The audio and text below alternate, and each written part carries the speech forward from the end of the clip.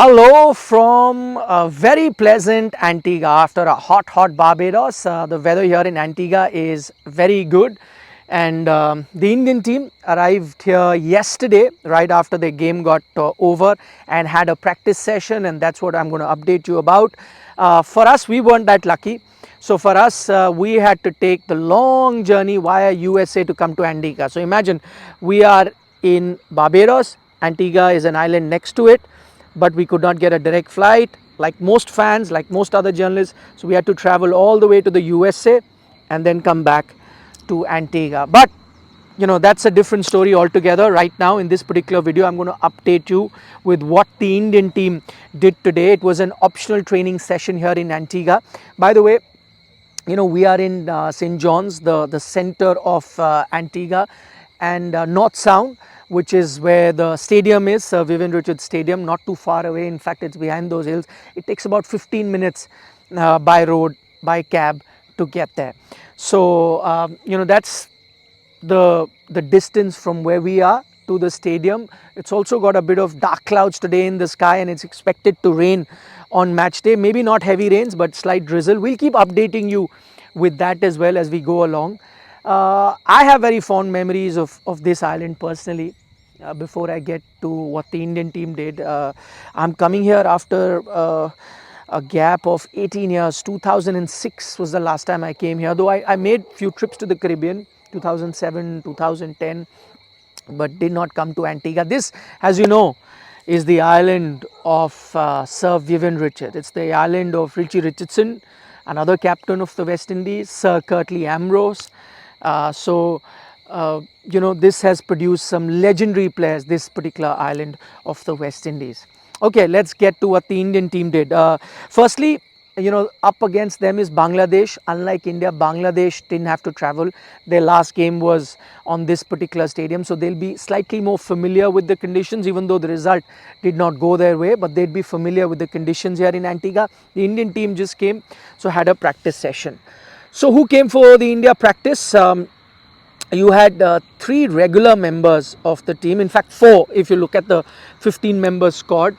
3 I'm talking about that have been part of the playing 11 in Rohit Sharma, Virat Kohli, Ravindra Jadeja. No coincidence that these 3 batters have kind of not had a great time with the bat, if I can say that, and so these were the 3 batters that came out for the practice session.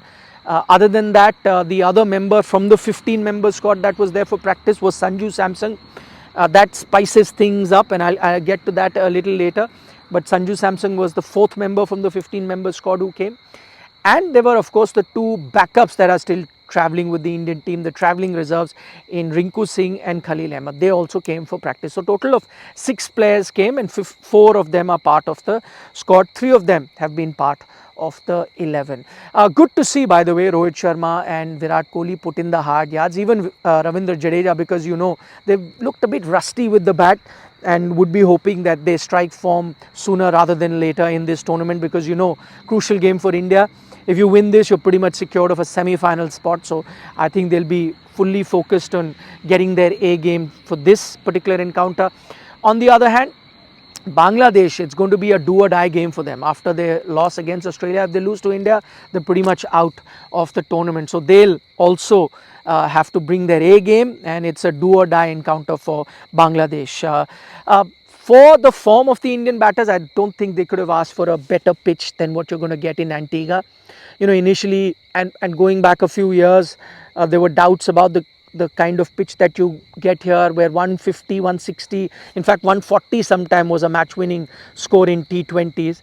That has changed, and I will say that it has pleasantly surprised me. It's turned out to be a very good batting pitch. England got more than 110 overs in the game that they had against Namibia here, if I remember correctly. So more than 10 and over sort of a strike rate. Then you saw the game Bangladesh as well as Australia played, where Australia were absolutely on fire. Bangladesh did not get too many runs, but I think that was more down to the Australian bowlers. But you saw how the Australian batters were batting 100 plus in just 10 overs. Again, more than 10 and over. IPL like scores you are seeing here. Then even the game versus South Africa and USA that was played here, where South Africa almost got 200 in the 20 overs, 194 is what they got. So in that sense, it's a good batting surface, and I think India Bangladesh on a good batting surface really tilts the scales in favor of the Indian team. Had it been a tricky surface, the kind that we've been seeing in the tournament, maybe it would have been a close call between India Bangladesh, but I think now on a good batting surface, India would definitely start as a favourite going in. Though they'll also remember the last T20 World Cup. Remember, there was a good batting surface in Adelaide, and Bangladesh almost pulled off that win versus India. If it wasn't for that stunning run out by KL Rahul, who knows what the result could have been. But on that day, you had Litton Das, who was absolutely on fire and was just taking the match away. So on a good pitch also they can challenge India, but more often than not on a good surface you'd say that the Indian team start as the favourite. In terms of whether India will make changes or not to the team, one, a lot of you are thinking that whether Rohit Virat will change their opening batting and send somebody else to open and Virat at 3. I don't think that's happening. Pretty evident with the kind of practice session that both Rohit and Virat had today, that they are fully concentrating on getting their form right rather than changing their batting position to get their form right. So that's understandable. Secondly, and I think there's a lot of talk about Sanju Samson coming out to practice and that India may be thinking of bringing him for Dubey. I highly doubt that's the case. How I see it is that players that are not regularly getting a lot of game time, that are not regularly playing, are making use of optional training sessions to come out and practice, and I think Sanju Samson did that. Also, the leg spinner Hussain that Bangladesh have, I think he is one of the threats, will be a threat, and wrist spinners have done well against India. And for that leg spinner, you will need a Dubey to neutralize him. You will need a left-hander, that too a left-hander who can tonk it against spinners as Dubey has done in the past. Yes, Rashid outfoxed him, but Rashid is a different kettle of fish, completely a different bowler. I think against Hussain, you will need someone like a Dubey to neutralize him. So he is going to get an extended run. What happens after this game, another failure, that's another question altogether. So I think he plays. Sanju Samson may not then get a chance to play in this particular encounter. So that's the latest then from what's happening with the Indian team. Tomorrow, I mean, it's Friday here.